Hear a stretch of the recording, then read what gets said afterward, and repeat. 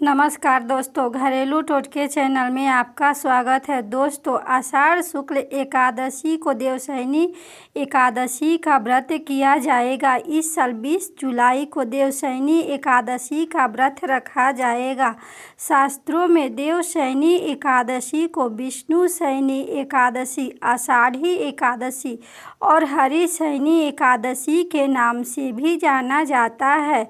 देवशयनी एकादशी से सभी मांगलिक कार्य जैसे शादी, विवाह, गृह प्रवेश, यज्ञोपवीत आदि अगले 4 माह के लिए विराम लग जाएगा। अर्थात देवशयनी एकादशी से चातुर्मास आरंभ हो जाते हैं।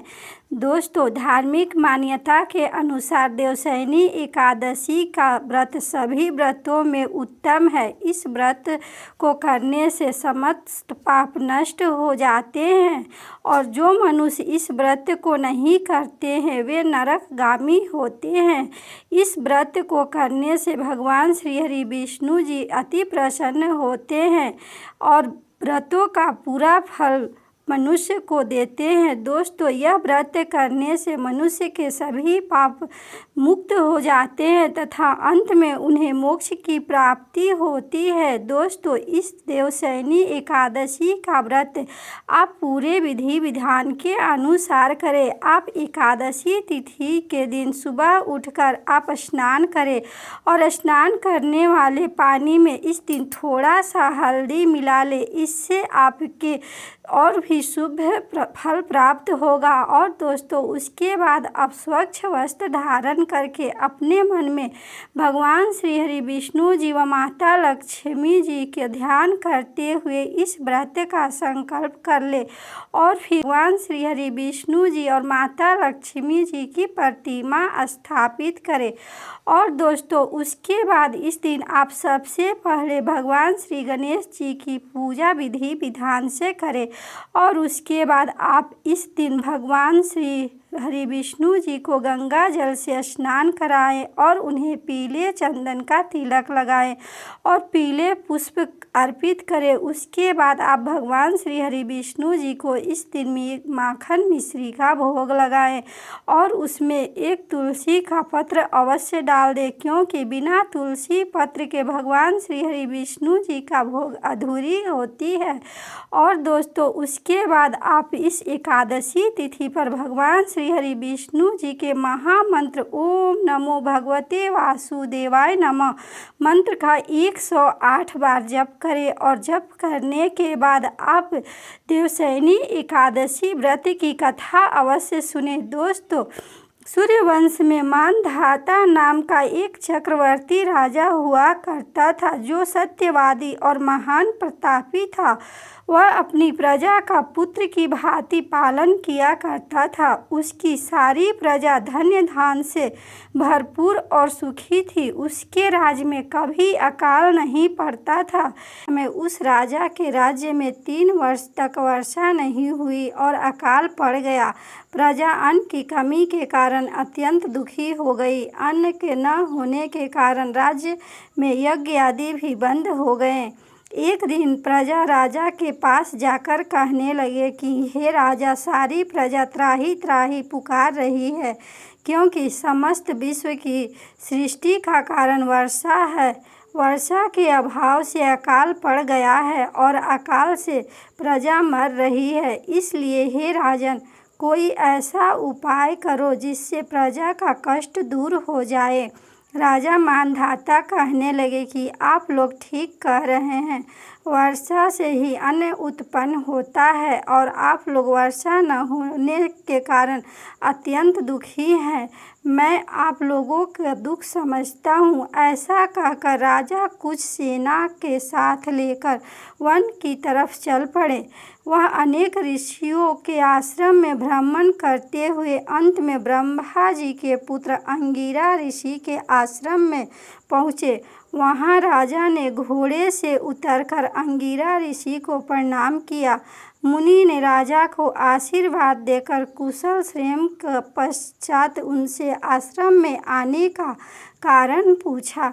राजा ने हाथ जोड़कर विनीत भाव से कहा कि हे भगवान, सब प्रकार से धर्म पालन करने पर भी मेरे राज्य में अकाल पड़ गया है। इससे मेरी प्रजा अत्यंत दुखी है। राजा के पापों के प्रभाव से ही प्रजा को कष्ट होता है। ऐसा शास्त्र में कहा जाता है। जब मैं धर्म अनुसार राज्य करता हूँ तो मेरे राज्य में अकाल कैसे पड़ गया है, इसका कारण मुझे बताएं। अभी तक मुझे पता नहीं चल सका है। अब मैं आपके पास इसी संदेह को निवृत्त कराने के लिए आया हूँ। कृपा करके मेरे इस संदेह को दूर कीजिए। साथ ही प्रजा को कष्ट से दूर करने का कोई उपाय मुझे बताएं। इतनी बात सुनकर ऋषि अंगिरा कहने लगे कि हे राजन, यह सत्य युग सब युगों में उत्तम है। इसमें धर्म को चारों चरण सम्मिलित है, अर्थात इस युग में धर्म की सबसे अधिक उन्नति होगी। लोग ब्रह्म की उपासना करते हैं और केवल ब्राह्मणों को ही वेद पढ़ने का अधिकार है। ब्राह्मण ही तपस्या करने का अधिकार रख सकते हैं, परंतु आपके राज्य में एक शूद्र तपस्या कर रहा है। इसी दोष के कारण आपके राज्य में वर्षा नहीं हो रही है। इसलिए यदि आप प्रजा का भला चाहते हैं तो उस शूद्र का वध कर दो।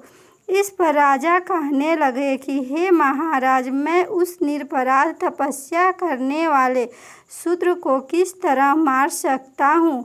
आप इस दोष से छूटने का कोई दूसरा उपाय बताएं। तब ऋषि कहने लगे कि हे राजन, यदि तुम अन्य उपाय करना चाहते हो तो सुनो। आषाढ़ माह के शुक्ल पक्ष की पद्मा नाम की एकादशी तिथि को तुम एकादशी व्रत को विधि पूर्वक करो। व्रत के प्रभाव से तुम्हारे राज्य में वर्षा होगी और प्रजा सुख प्राप्त करेगी, क्योंकि इस एकादशी व्रत पर सब सिद्धियों को देने वाला और समस्त उपद्रवों को नाश करने वाला फल प्राप्त होता है। इस एकादशी का व्रत तुम प्रजा, सेवक तथा मंत्रियों के सहित इस व्रत को करो। मुनि के इस वचन को सुनकर राजा अपने नगर वापस आए और उसने विधि पूर्वक पद्मा एकादशी का व्रत किया। उस व्रत के प्रभाव से उस राज्य में वर्षा हुई और प्रजा को सुख पहुंचा। अतः इस मास की एकादशी का व्रत सब मनुष्यों को करना चाहिए। इस व्रत से इस लोक में भोग करके और परलोक में मुक्ति को प्राप्त होता है। दोस्तों, इस कथा को पढ़ने अथवा सुनने से आपके समस्त पाप नष्ट हो जाएंगे तथा आपको मोक्ष की प्राप्ति होगी। दोस्तों, देवशयनी एकादशी की व्रत कथा सुनने के बाद आप भगवान की आरती करें और आरती करने के बाद इस दिन आप गौ माता को एक प्लेट में एक रोटी और थोड़ा सा गुड़ ले जाकर गौ माता को खिला दे। या दोस्तों, इस दिन आप उन्हें हरा चारा भी खिला दें, लेकिन दोस्तों इस दिन आप उन्हें झूठी रोटी या फेंक कर रोटी ना खिलाएं, क्योंकि इससे आपको व्रत का पुण्य लाभ प्राप्त नहीं होगा। और क्योंकि दोस्तों गौ माता में नारायण का वास होता है, इसलिए इस दिन गौ माता को प्रेम पूर्वक यदि आप रोटी खिलाएंगे तो आपके जीवन में सुख, शांति एवं समृद्धि का वास होगा। तथा इस दिन गौ माता को रोटी खिलाने से और उनका आशीर्वाद प्राप्त करने से आपको 33 कोटि देवी देवताओं का आशीर्वाद प्राप्त होगा। दोस्तों, इस वीडियो को लाइक करें, शेयर करें और इस चैनल को सब्सक्राइब करें। धन्यवाद।